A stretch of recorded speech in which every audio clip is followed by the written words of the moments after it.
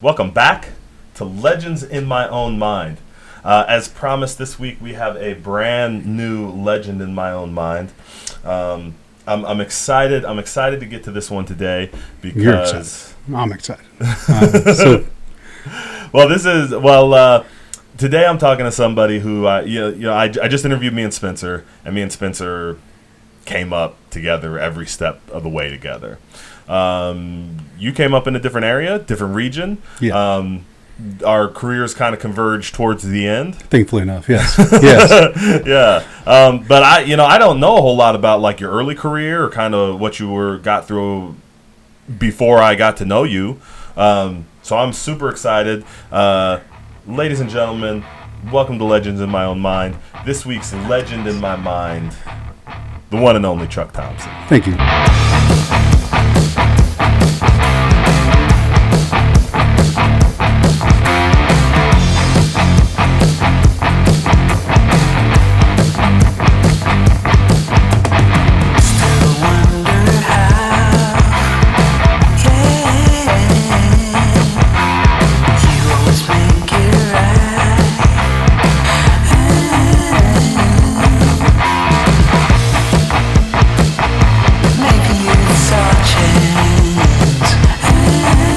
Thank you. It's an honor, like I said, multiple times, especially when you messaged me. I've been excited. I'll probably be stuttering because I really am excited to be able to have this opportunity with you. The one and only Guy Smith, a legend in the area, a legend to me, a legend to many others that listen to you. I'm so humble. My apple pie is the crumblest. I don't know. But thank you. It's and like you said, our earlier years were not together. Once we merged together, I think that's really where it all took off. To be honest with you. Yeah. But we'll get to that a little later. We'll get to that. Yeah. But, well, let's go ahead and jump right in. This week we are talking about your career and your whole trajectory through this wrestling industry thing that we do, Central Illinois. I know you've gone out and traveled some places, so I'm real excited. Why don't we start at the very beginning, though? When did you become a wrestling fan, or how did you become a wrestling fan? When my brother started practicing moves on me at a very young age, and I grew up in that family where my mother did it too. So it was okay. Yeah, we all wrestled all the time. That was kind of our pastime. Our entire family that was what we did. We got together for WrestleManias and SummerSlams and Royal Rumbles, and it was fantastic. Those are such great memories to me as a kid. Yeah. To be able to, excuse me, to be able to have those moments and the like I said, the whole family. And I remember watching wrestling as a youngster, and we'd watch it on the little black and white TV we had in the bedroom. And my brother and I, once again, you'd only be able to watch it for a little while before you start practicing the moves on each other on the bed, getting the old leg drop and as you do. Yeah, of course, hulking up. That was the big thing.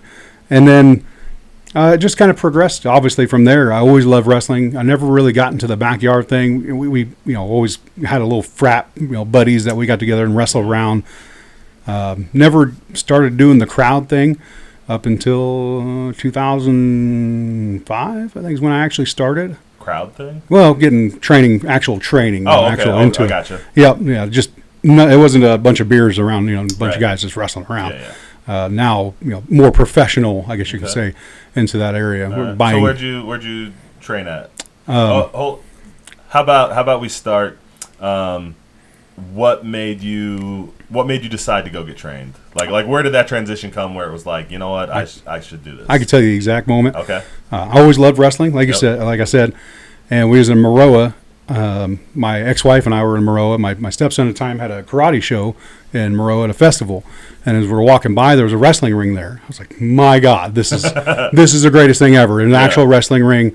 I couldn't leave. There wasn't even the show didn't start for like a half hour or something, and the karate thing was down a little bit, and I was like, I can see you from here. Oh, you're doing great, like hollering, and I didn't want to miss the show. Didn't want to miss the wrestling. Yeah, and people slowly started coming in, and I couldn't tell you any people that were like, I don't remember a whole lot of the wrestlers. I'll give credit where it's due. One of the people I do remember was Gavin Alexander. Okay. He wasn't wrestling. He was a manager that day. Okay. And to this day, I I'll give hands down. He was the greatest heel manager I'd ever seen. He had nobody even cared about who was in the ring, right, because everybody's so mad at him. But the exact moment when I knew I had to get involved was when I seen Don Jackson come out, Madman. Yep. I worked with Don at a factory at one time, and anybody that knows Don outside of the ring, it's a completely different character. Like it's a yin and yang. Yeah, he's a big teddy bear. Yeah, and I was like, hey, it's Don, and I was like, hey man, and doing the whole Madman, and he didn't even look like he recognized me, and I was like, wow, maybe it's not Don. Like that's how compelling his character was. And he got in there, he did his thing, and afterwards I stuck around just to talk to him and see how I can get involved, and that's when I got introduced to Red and Coop with the old Great American Wrestling. There you go. And that's where it all started. I think they said they had training on Tuesdays and Thursdays. I was there that Tuesday, ready to go. Gotcha. And that was when I kind of started. Well, I can't say started. Like I was always involved in working out, and I never really took it serious up until 2009 or so, 2008. Right. But I remember my first training session as getting into professional wrestling. They beat the hell out of me, and that was I remember waking up to Wednesday and I could barely move. And at the time I was a bricklayer. That sucked. Yeah, I was talk about your bad days. Like here I am wrestling, and then I go lay brick the next day. That was rough. Oh, that's a long day. But it was bittersweet. I loved it because I loved that feeling, especially your back. You learn how to bump and run the ropes, and that was the exact moment when I met Madman, without a doubt. Gotcha, that's cool. So first night training. Yeah. Get you in the ring. I don't know what the training was like. What was the building like? First, I always love what was the building like? Because I know what wrestling schools usually are. It was about the size of this room. There was little to no room. There was no training as far as jumping out of the ring because you didn't have the room for it. Yeah, it was ring and then wall.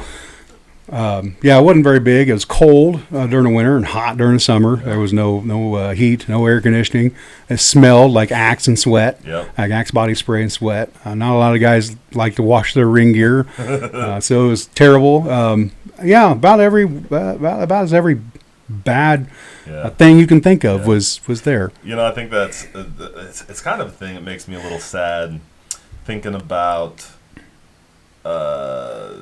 the Performance Center, the WWE Performance Center, because now there's going to be all these wrestlers who their first experience with wrestling is walking into a multi-million-dollar facility with air conditioning and a gym, Gatorade dispensary over to the side, and multiple rings and professional trainers welcoming you. You know what I mean? And that's not, we're not going to have any more. Well, we still are because there's still all us indie guys. But, like, wrestling training is showing up to an industrial yard. The old Rocky Balboa training days. You go beating on some meat out in the backyard to warm up the arms. Yeah, the nicest warehouse that's big enough to hold the ring, with an old guy smoking. You walk in and there's an old guy smoking in the ring telling you, you here to train, kid? Go catch that rabid dog. That'll be your initiation. Right, man. No, man. All right, so first night you show up at this shack. They get you in the ring. They get you in the ring right away, or they have you do anything else? Yeah, it was. From what I remember, that was start you off with bumps. Yeah, the rough bump. That was probably and for those of you that are not professional wrestlers, one of the hardest things to learn is to not catch yourself when you fall. Yeah. And just mind blown. And I remember that was pretty tough for me.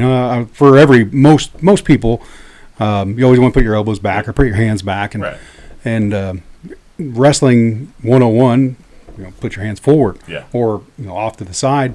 And that was, I remember my elbows and hands hurting because all the times I was trying to catch myself. And they eventually upgraded me to the whole grabbing a hold of rope and letting go. And that I remember that was, and they said most of the things that I remember every time they'd show me something. Oh, Guy Smith showed me. This is what Guy Smith showed us. And so constantly, your name was always ringing in that room.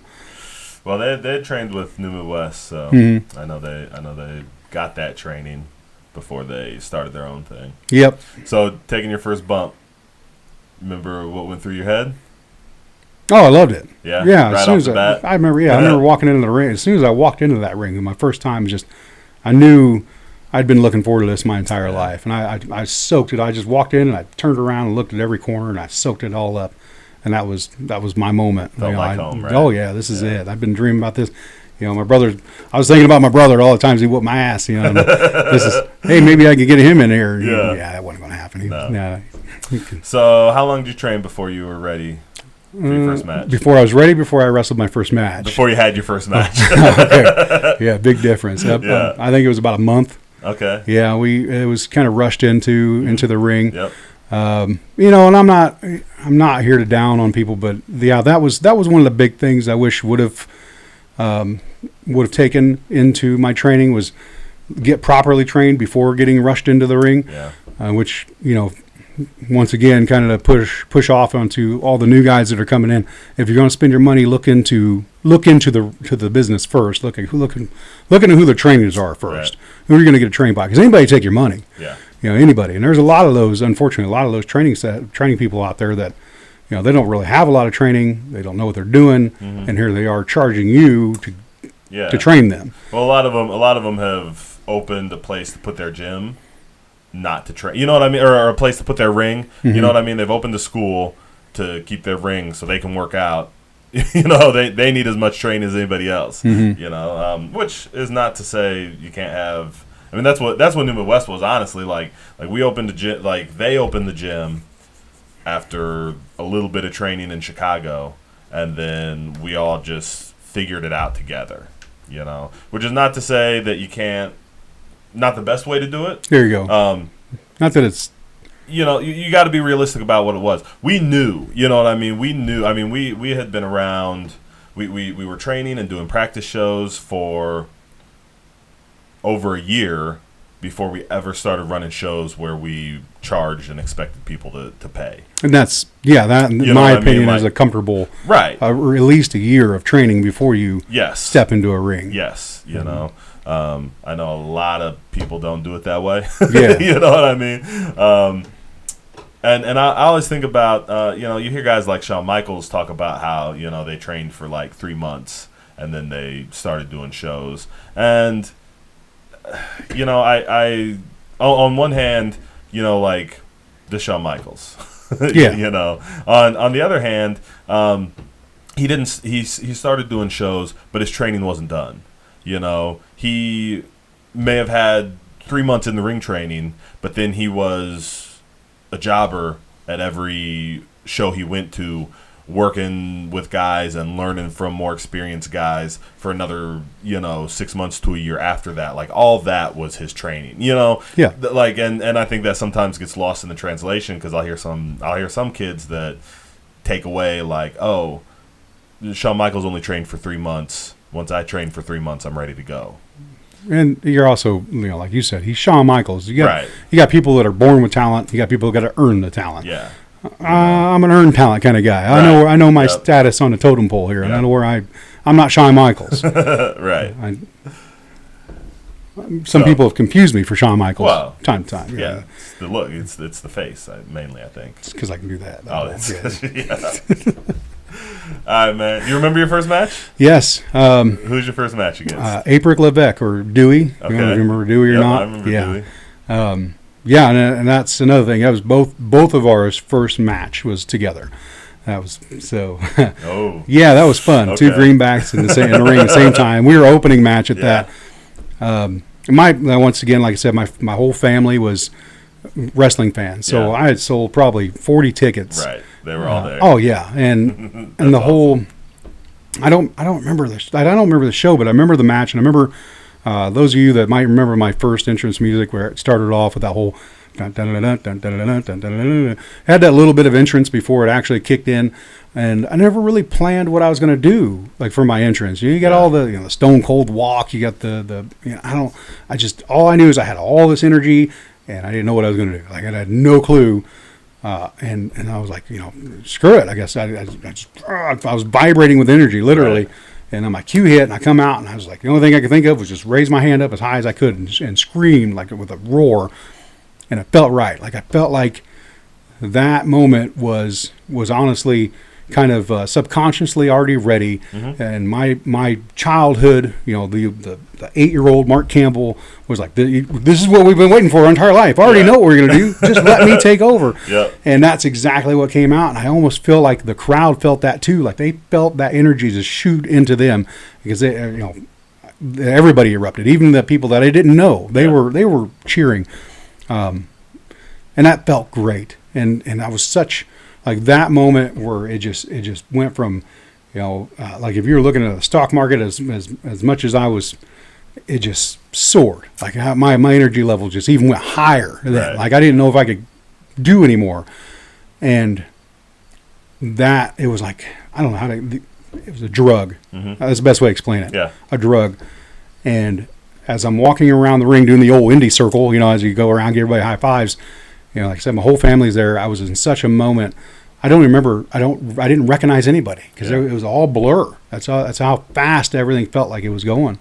And I got in the ring, and then Dewey was already in there, I believe, and we had actually a really good match. I felt, and to this day, especially for two new guys, for a month of training, I felt like we had a really good match. The only thing that we, always had off was we were told we were 8 minutes is what we were supposed to have, and we were probably a good 15 in at that moment. I remember we did some move, and I was like, I crawled over to Dewey, and I was like, we got to take it home, and I'm gonna throw up.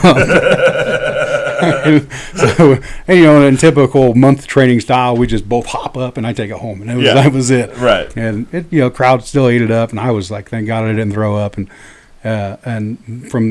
like I said, before I even stepped out of the ring, I knew stepped into the ring, I knew that's what I wanted. And I'm still, I'm very thankful, even though things didn't go the way I wish they would have as far as the training and how I'm still very thankful that I got that opportunity. Yeah. So I don't want to be misconstrued, that I got hatred towards anybody, right. But I'm still very thankful because I wouldn't have experienced the experiences I had that opportunity not been presented. Because at the time, you guys were in Springfield doing your thing with New Midwest. I didn't have the time to be able to drive back and forth to Springfield. Yeah. With them being located in Decatur, I could easily get back and forth and go both Tuesdays and Thursdays. Once again, not the training that you get what you pay for. How about that? Yep. Yeah. And I was getting what I paid for. So how long was you? How long? So I don't know. How long were you with GAW? Forever. That's what it felt like. Yeah. I kept my loyalty to them. Yeah. Didn't wrestle anywhere around. I don't remember the first time I went and seen a New Midwest show. Yeah. But I remember it was probably a good solid 2 years. I wrestled only for GAW, and that was it. And then I remember we took a road trip down to Mason to wrestle with, I don't remember what their call letters were then, but I don't know if Bud Conyers, I don't know if you remember him. Josh Totten runs it now with UWA. Okay. I think that's what they're, but went down there and wrestled for them and had a great time, got to meet some new people, and that kind of really was the opening to, road trips, right. Getting to meet new guys, getting to wrestle with new guys, and that kind of opened up my eyes to like, wow, this was a lot of fun. Maybe you should start traveling everywhere else. Traveling other places to experience more. Yeah. And I always had that itch that, and I'm not trying to knock GAW. I love all those guys that I came up with and I trained with, but I always had that feeling that New Midwest is where I wanted to be. Yeah. New Midwest at the time was where it was. Right. That was the WWE of the Central Illinois area. Yeah. And for rightfully so, you guys trained, you guys hit hard, you guys, practiced, you guys sold tickets. I mean, what was an average crowd at that time? 200-300. Oh yeah. Yeah, and that was fantastic. That was the warehouse days, I think. Before what was before the warehouse? Before that was probably Americans? Before the warehouse was the America Center. Yeah, the American Center. Before the America Center was the USA Sports Center. The American Center was the one I was talking about. Yeah, That's where I got to see my first New Midwest show. Yeah. And I still remember that. That was a blast. We went there. I remember, at whatever reason, when there's more than one fed in an area, there's always that rivalry that you have. Yeah. For whatever reason, we're all, I think if we all got if there was a fight at the bar, I'd hope that all the wrestlers would still stick together. But anyways. we went there. I remember we went there with that notion of, oh, yeah, we're going to show them who's boss. We're GAW. And I remember going, I was like, this is a really good product. Like, these guys are putting on a really good show. Like, why are we fighting with them? Why don't we work with them? There was a weird thing that whole time. All the companies. GAW, New Midwest, 3CW. Yeah. Who else was there? There was somebody else for a short time. There was another, 3CW split off and split and came back together and split and came back together a couple times. I don't remember what all. Maybe there was like a Full Throttle in there at some point, but it was weird. They all got so territorial and loyal to each other. It was kind of like it was unfortunate. I think. I mean, New Midwest was kind of sitting on top of the heat. Oh, yeah, without a doubt. Everything had kind of filtered out from us. So I know there was kind of, on our side, there was kind of some, I don't necessarily want to say like feelings of betrayal, but, a little bit. Well, there was always something that sparked that I could see that conflict, so it was kind of tough to manage that. But I think we all kind of lost out on that.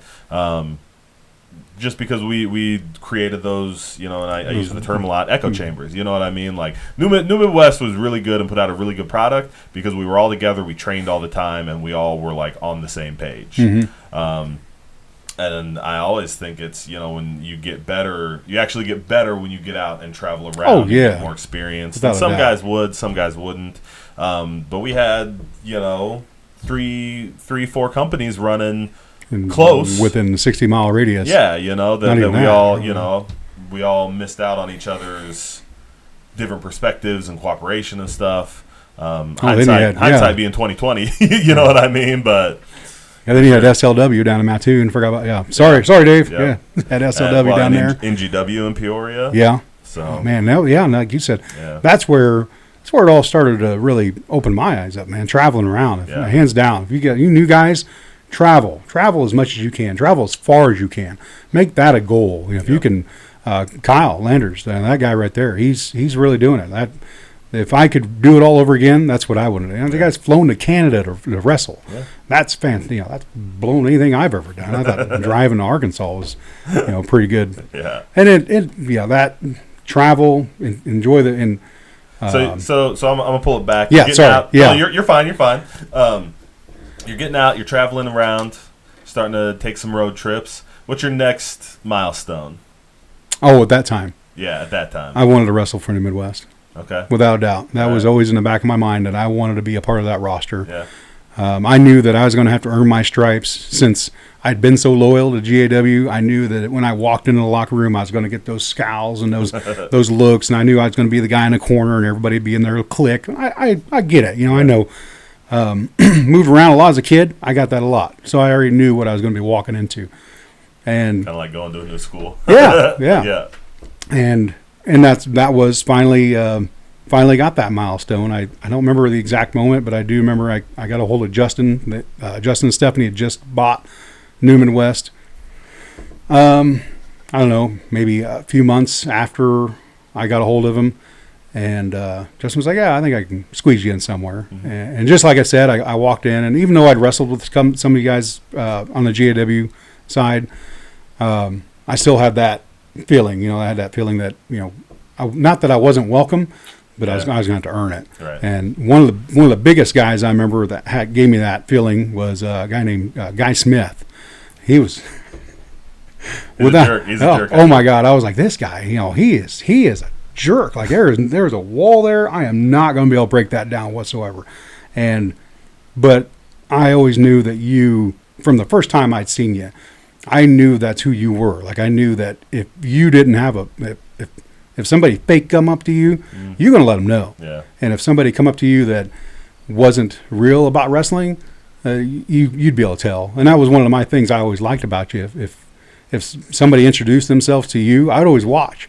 Because you have that sixth sense to be able to smell it out right off the bat. And if you didn't like him, I already knew that I ain't going to waste my time with this guy. Yeah. And there's a difference. Not that I don't know if you didn't like me, but I felt like like I said, I thought I had my guard up. Yeah, I had my guard up back then, and that was even more so the time period you're talking about. Oh, there was a lot of turmoil in New Midwest, so my guard was extra high, for sure. Yep, and I don't blame anybody. Like you said, it was that throwback, NWA, WWE style days where everybody's territorial and fighting with each other for whatever reason it was. Right. Especially when it was $5 wrestling at the time. So yeah. I don't remember any of us making 3 digits at the door. No. So, but it was fun. We were young. We had our times, and it was great. But yeah, and I knew that my own personal milestones. I wanted to wrestle for New Midwest. Meeting you, I knew that you knew what you were doing. I knew you had your guard up, and I knew I wanted to get to that level of my career where you would at least acknowledge me. Yeah. And I was like, whether if we become friends or not, I don't know. That's up to him. But at least have that moment where a guy goes, you're really good at what you do. And that I don't know if I'm going to fast forward to that yet. Okay. Now what the hell? I would say one of my happiest moments was the first Wrestling for a Cure. Okay. When I got back in the ring for that Rumble, and I was like, I had my match with Harold. Yeah. Loved it. I always wanted to work with that guy. I love that guy. I still remember the day he did the Shawn Michaels gimmick because he used to have that. So that was my moment. I got to have that moment with Harold and had the match with him. I felt it was a really good match. Went back in the back and kind of talked to you about it. I was like, yeah, I was a little rusty. How do you feel? And oh yeah, you were all right for being rusty. And I was like, well, I'm thinking about maybe getting back in. And you go, dibs. And that right there, I was like, you don't know how long I've been waiting for that. Like, that right, I'm getting chills, honestly. Like, you can see it. I'm getting goosebumps. Yeah. Like just thinking about it, man. That moment right there was my heavyweight title, man. Just to let you know how important you are to this area, and how important you were to my career. Well, man, I appreciate that. No, I appreciate it. Well, let me go ahead because. I had seen. I remember the first time I saw you work. Sorry. Well, no, man. No, listen. We had kind of formed. So Spencer Powers had started working with GAW and was kind of running as their champ at the time. Like Madman was over there, so there was starting to be some bleed over. It was kind of the first time where. We were kind of working with GAW. New Midwest was kind of working with GAW. It was kind of the first time a couple companies in the area were on good terms, that way. And I mean, there was still a separation. But I watched you. I think you worked Danger Doug Fraze. Oh, yeah. Yeah. You worked him. And I remember vividly that you came out in like a tank top and jeans, and don't forget the cut off shirt I had to wear. Oh yeah, you wore like the vest. Yep. You didn't wrestle in that though, did you? No, I took it off. Yeah, okay. Of course, I had to take that off. I didn't want to look like a bum. But I remember thinking like, oh man, who's this car scrub? And then the match was actually really good. And you were really good, and I was impressed right away. I could tell you were green, I mean we were all green back then, but I could tell you were green. And you were one of the guys. There was a handful of guys that I would see around because sometimes we went to like 3CW shows, other stuff. There were a handful of guys that I would see around where I was like, you know what, if he would come train with us, we could really do something with him. Yeah. And I had that thought about you right away, man, and I was impressed. And a little bit beyond that, like, honestly, I had that thought of, like, he's probably going to be pretty good no matter what he does. I would love for him to come work with us and train with us and get that step up. He's probably going to be all right regardless. He was, like, you were a standout even then. I think you were probably in the championship picture by the next time I got there. So like I had heard you around, like I respected you before that, You know what I mean? I guess is what I'm saying. Like I had some respect for what you were doing before before you came to New Midwest, well before Wrestling with a Cure. You know, if you would have just told me then, I would have hung it up. Well, yeah, I didn't tell anybody then, man. I didn't tell anybody then. You earned my my compliments. I don't know, man. I was stingy with compliments. How about that? I was stingy with compliments. Yeah. I still am. No, but I mean, you know, to hear you say that, like, you were, you know, I appreciate that you valued my opinion that much. I mean, you had it before then, you know, when you were starting to travel around. You know, I knew you were doing stuff when you were going down to Memphis and Arkansas, down in those places. When you had your, you know, I know you went and did you do extra work? Did you have a tryout for WWE? Had a tryout, yeah, in somewhere in Arkansas. I can't remember which town it was. Me and Blake Steele had a tryout together. Okay. And that was, I think it was Blytheville. Hell, I don't remember. They all look the same down there, you know. Yeah. You know, I mean, I knew it was going to be. I mean, I respected what you were doing. You know, I knew why you were in those spots. I knew you were a hard worker. I knew you were good at what you did.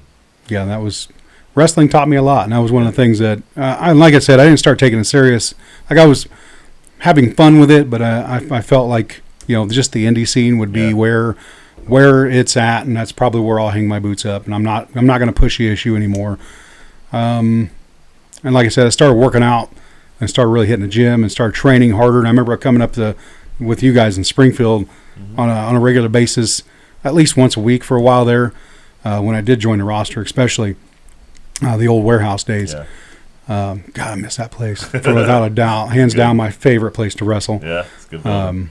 And to be a fan at that. That was the wrestling them days. But yeah, I trained with you guys for a while. And that's where I feel like I was like, you know what, maybe I do want to start pushing the envelope, and you know what, let's grab the bull by the horns and let's see where this goes. Yeah.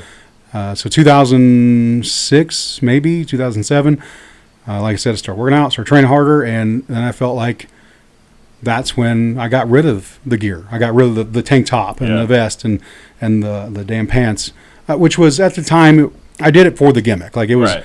It was Truk Thompson at the time was a, you know, blue collar hard worker. It's all about, you know, all about the guy, you know, and you know, it's all about the fans, especially wrestling fans. That's what we are. We're hard working. Most are factory workers. Most, you know, 40 plus hours a week. And I felt like that, and that's what I was. I was a bricklayer at the time, so I felt like I related with the fans when I did that. When I joined New Midwest. First time I turned heel, so I knew I had to come out with something new. I didn't want to have the tank top and the jeans, which I did if I remember right. I did for the first few times I come out, and then I finally went and got a pair of trunks. I think I got a pair of trunks made, and I went with the Crazy 8 symbol that I had. Okay. And I'm trying to remember who I worked with. It was who was that? Chris Angel. Chris Hazard? No, it wasn't Chris Hazard. He only worked a few shows. We were a tag team together for a minute. Okay. And I converted from the blue-collar worker Truk Thompson to now I was called the Monster Truk Thompson. Right. And I used to come out with a Monster can energy drink. And I'd rinsed it out and I'd multiple times fill it full of water. It was cheesy, but I'm the Monster Truck, and I just thought it was an extra gimmick I could throw in there. And I would throw like when I was talking to somebody, don't you mess with me, and then water would go all over them, but they're thinking it's Monster Energy drink. Right. To kind of segue into that, one of my more scariest moments in wrestling, I was doing that spot and was at the old American Center. I think, well, where was it? No, it was whatever it was after Warehouse. I think we went back to the American Center. Yeah. So it was the American Center. I thought so. I was doing that, and I sprayed some water. I had family that was down there, some friends, and I was spraying that water and had my match. I remember it being a really good match because I was feeling pretty hyped when I got back in the back, and Justin comes up to me and goes, "You back now?" And I was like, "What? Whoa, chill down, man." He goes, you got this black lady come walking up. She was, really good looking. And she comes up, she's like, that's him right there. And I was like, what did I do? And she goes, you got Monster Energy drink all over my dress. And I was like, lady, it's just water. Calm down. He's like, you don't know who you pissed off. That show, we had the Atomic Dog. Remember that guy? Yep. Yeah, I remember. Freaking 6'7", 400 pounds of muscle. And I was like, great, I'm dead. I guess it's it. I guess it's, nice knowing you. Bye, Mom. He comes up to me. I'm like, I'm really thinking this guy's going to own me. Right. And he walks up to me and he goes, you threw this on my wife or girlfriend. Right. And I was like, hey, man, it's just water. I swear to God, it's just water. If she's saying it's stained, it was stained before it, because I was like, here, you can, here, you can take it. And I was like, he grabs it and he like snatched it from me. He goes, I've been wrestling for umpteen years. I ain't never seen her this mad. He goes, good job. I was like, oh my God, thank you, Lord. Right. And that just gave me more of a sear. And I think that was kind of the moment where I was like, you know what? I'm really like, I'm not only am I grabbing the bull bow, I'm riding this mofo right now. I'm like, and then that's when I really started traveling around even more. I wanted to get more training, so I started doing clinics with I did clinics with everybody. Anybody that come anywhere near, I'd go get a clinic. Good. Coco Beware, Jake Roberts, who else? I mean, just the list goes on and on. How much driving I did and how much money I spent on the clinics with legit guys that have been doing it for a very long time. Right. And hands down. Anytime you get an opportunity to train with somebody that's especially their caliber, take it. Yep. Even if it's going to cost you $50, just do it.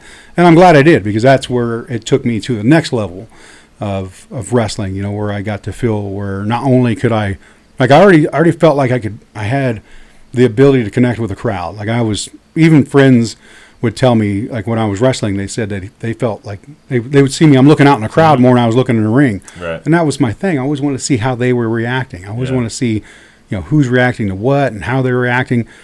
And now I needed to hone in on my in-ring skills, which I've never been a 10 out of 10. I will hands down admit that. Like I'm no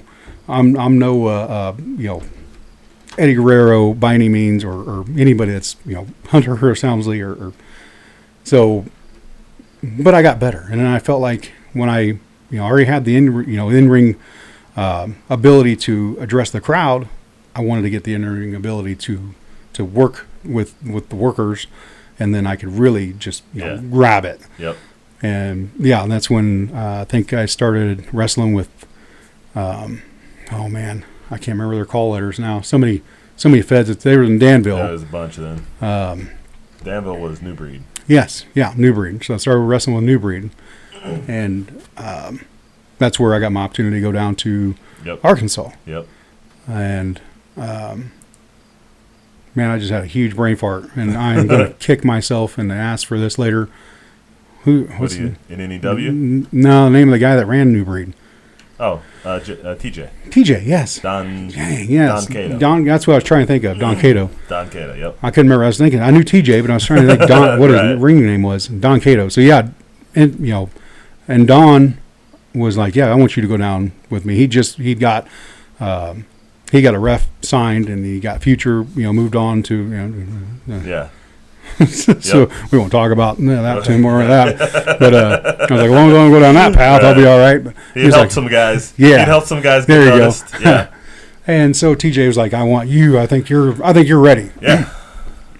And I went down there and wrestled quite a few times, and then I got to meet Bruno Lauer, and that's where Harvey Whippleman. Yeah, Harvey Whippleman. For those of you that. Yep. And Harvey was like, oh, yeah, I already like your size. How about we do a tryout match right here, right now? Sure. Me and Blake got in the ring, and our first go-around, I had that feeling almost like I did when I had my first match. Yeah. Everything was a blur. I was going too fast, and I was so excited. This is 8-year-old me.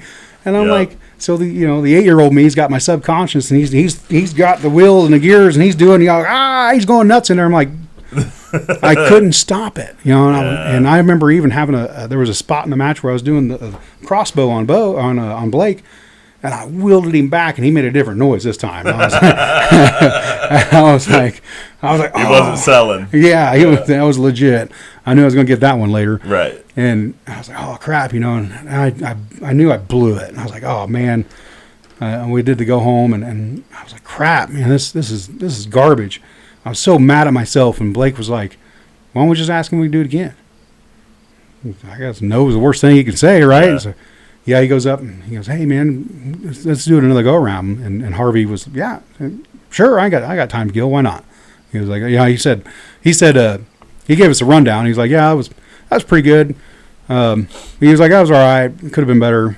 But I think you guys, do it again. See what happens. So we did it again. And this time, I remember, like, I took a moment to even just tell 8-year-old me, I got this. Calm down. Yeah, I got this. Just step off the side. We didn't spend, hundreds of thousands of dollars on training right. to blow it away. Whether you think you're wrestling your brother in your living room and yeah, we had a great match. Everything flowed smoothly. I didn't hurt Blake this time, so I think thank God for that.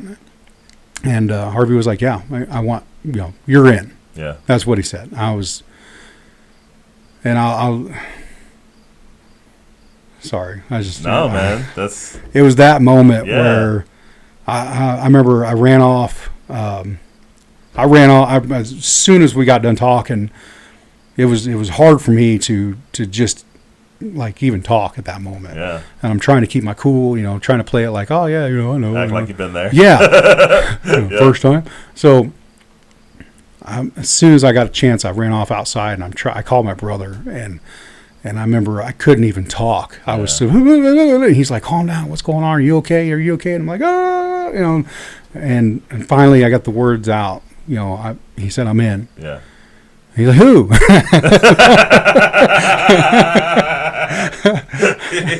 Yep. And finally got to tell him, and then I called my mom and told her, and it was fantastic, man. That was without a doubt the greatest moment in my. It's that validation, right? Oh yeah, yeah. Just that. Yep. It's all been for something. All those years of wrestling and playing around as a kid, and that was like. Without a doubt, any better than any storyline I've ever been a part of or anything. Well, I mean, I can't even say that. I said the storylines and all that, it all came to that moment. Right. How about that? Yeah. Then we I got invited to Chicago. Mm-hmm. I think you probably remember that phone call. I remember that phone call. I called you.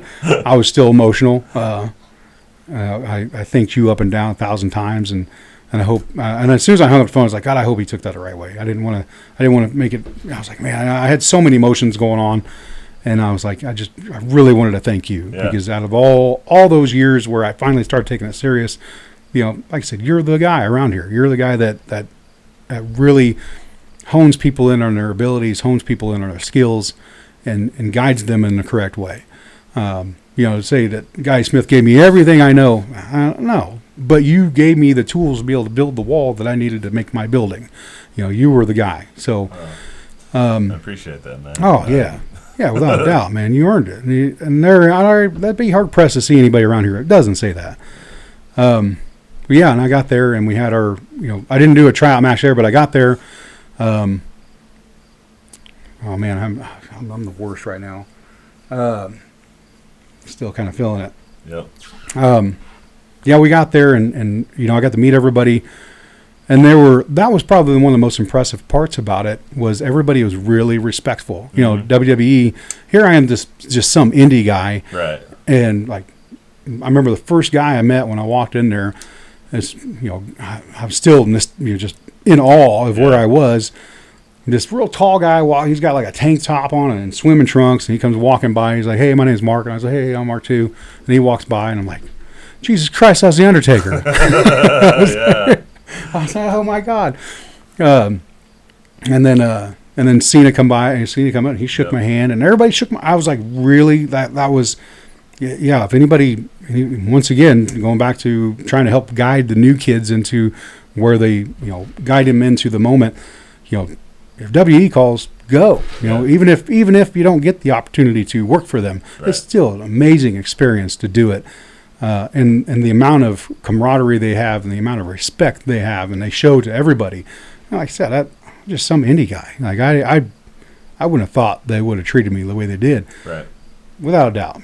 They're just very nice, very respectful. Oh man. Even William Regal, that was probably the guy that kind of seen that I was the lone wolf trying to, because all the other indie dudes, they were off to the side and just kind of sitting in their own there. I was like, no, I want to mingle. Right. I want to talk. And William Regal come up and talked to me, and I was starstruck. And that's all I could. I still kick myself in the ass because all I sit here and think about is how I kept making the joke about, we could have a match, but you have to get your back massaged afterward because you'll be carrying me the whole time. Yeah. And I was like, shut up, Mark. Keep it together. Keep it together. Yeah. But yeah, then, and it wasn't long after that. Bruno was like, hey, did you have a good time? I was like, oh yeah, it's a great time, and I was kind of waiting for that whole, what's the deal? Yeah, you're going to come back. See you next week. And he goes, oh man, I didn't realize you were over 30. And I was like, yeah, at the time I just turned 31. Right. And I was like, yeah, I just turned 31. And he's like, yeah. Because unfortunately, we don't, at the time, Johnny Ace was running the show. Right.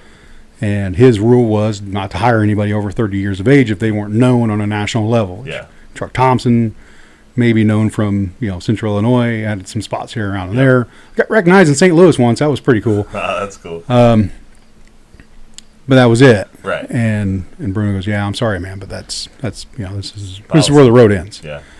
And that's where it was the toughest pill to swallow. Because I can get faster, I can get stronger, I can get better. Can't get younger. Can't get no younger. Yeah, this is it. Right. We only move one way. Yeah. And I wrestled for a little bit longer, and every time lacing up the boots, I was like, this is it. Like I'm not feeling it. Like I'm just, all that work, and I feel like carrot away. Oh yeah, Cut the carrot right off the stick. Sure. It was gone. Yeah. Fast forward, I finally had my final match, and I never told anybody because I previously had, a retirement match, and then I had another match where I said I'm going to be done for a while, and I always, each time everybody took it as, especially when I came back from my first retirement match. Yep. I had a lot of family issues going on. I didn't know if I was going to make it back, so I told everybody I was done because I was pretty sure I might be. The situation resolved itself fairly quickly. I ended up coming back really fast. Next time I ended up, I needed a break. I told everybody I was done. I wasn't going to retire, but I don't know if I'll be back. Right. And everybody took that as, he's retiring again. And I came back. I don't know. I think it took about a 6-month break or so, and I came back. This time, I was like, you know what? I'm pretty sure I'm not coming back, but I'm not going to tell anybody. I'm just going to have a match. I don't even remember who my last match was with. Yeah. I just had a match, and I just stopped taking calls. I kept making up, every time somebody called, I got this going on, or I got that going on. Sorry, I can't make it. And I was like, yeah, that's. I don't even really miss it at that time. Yep. And then Jason Wilhite called me. Probably, fast forward a couple. It was probably a good 2 years. I was gonna say, yeah. Yeah, it was 2 years. I never even stepped in a ring. Right. Definitely not ring ready by any means. Jason called and said, hey man, I'd really like to have you as part of Wrestling for a Cure. Yeah. And Harold and I, we kept in contact. We were shooting back and forth, and I think he's the one that really I'll give Harold credit, because Harold was the one that was joking around about, hey, what if we have our dream match together? And because I always told him, he's always been one of my favorites. That guy can control a crowd like crazy. And he goes, well, what if we have a match together? Would that bring you back? And I was like, yeah, sure. If you can make it happen, why not? And Jason gave me a call, and he's like, I want you to be a part of this. And that's where it all unfolded there, where I had that match. I'll never forget the training I did to get back in shape for Ring Ready. And that was a blast. Like I got into tire flipping and got more into the CrossFit, if you will. And that was fun. I live in a community where there's a bunch of kids. Yeah. So I got a harness and everything. I'd pull the tire, and these kids would jump on the tire too. So like, not only got this 500-pound tire, but I'm pulling the kids along. And oh man, just like the drive was there, and I felt it again. Like I just felt like I was in my 20s again. Yeah, you know, something new. Yeah.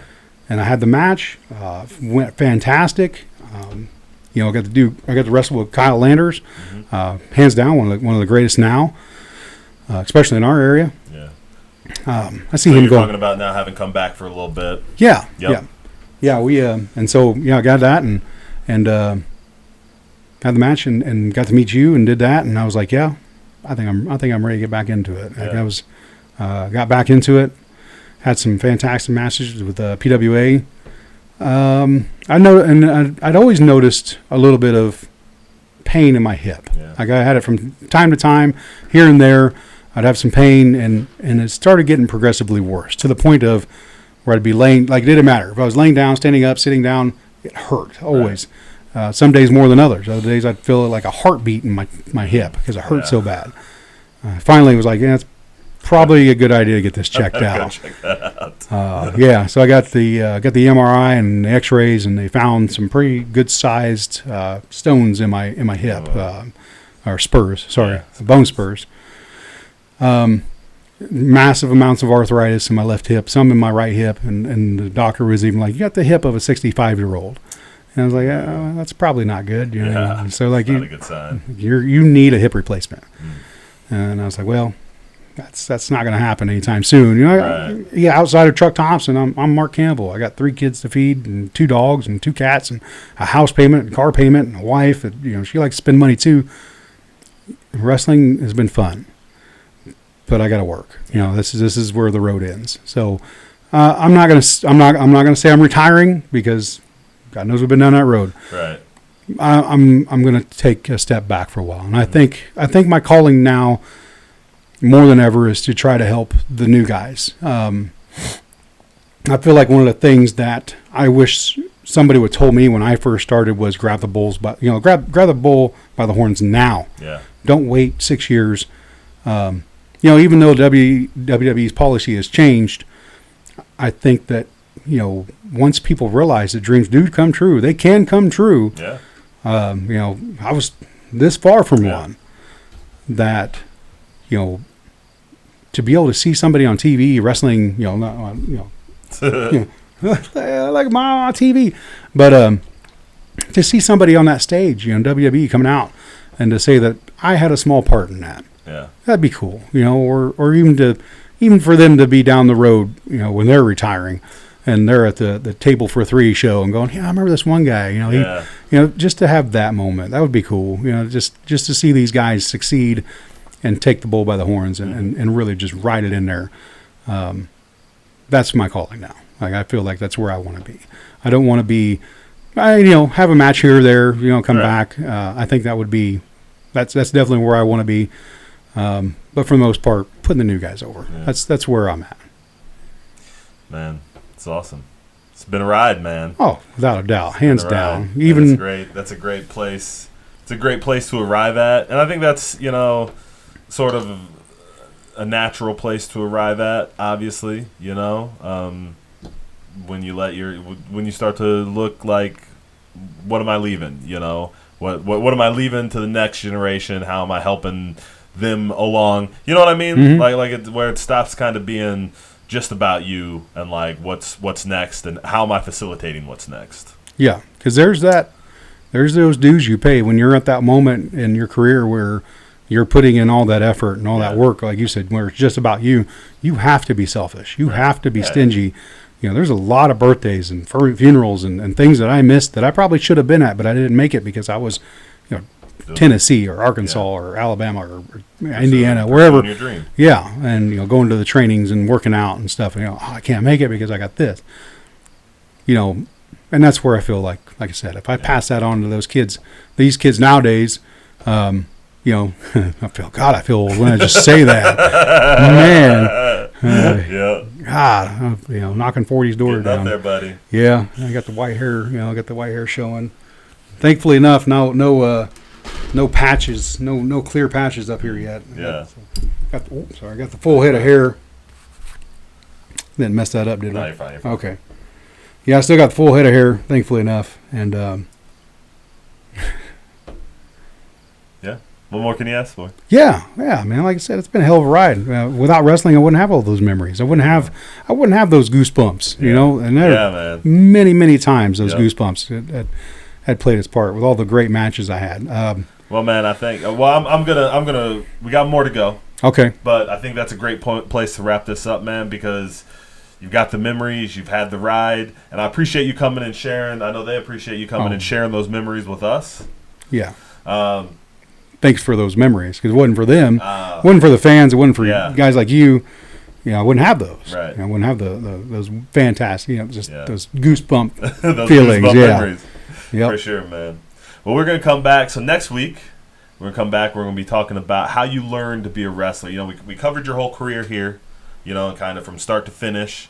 So next week when we come back, we're going to talk about kind of how you developed and how you became, you know, from how you became Truk Thompson, right? So hopefully you guys will join us next week. We'll be back with the legend in my mind, the one, the only Truk Thompson.